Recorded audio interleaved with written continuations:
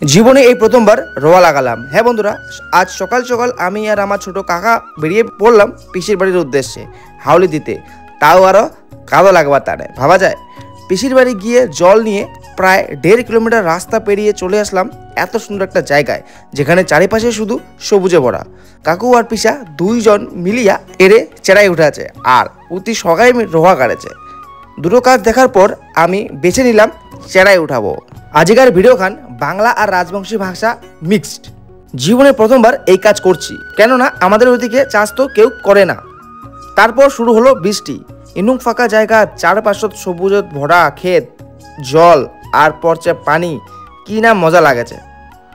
তারপর চেরাই উঠানো শেষ হলে কাকাও চলে যায় রোয়া লাগাতে। মোর কাম শেষ, খালি ঘুরে বেড়াচ্ছু আর মোর ভাই এরে কত কাম করেছে। আজকের মিনি ব্লগ এটাই শেষ। আজকের এই বাংলা আর রাজবংশী ভাষার মিনি ব্লগটা তোমাদের কেমন লাগলো অবশ্যই কমেন্ট করে জানিও। বাই।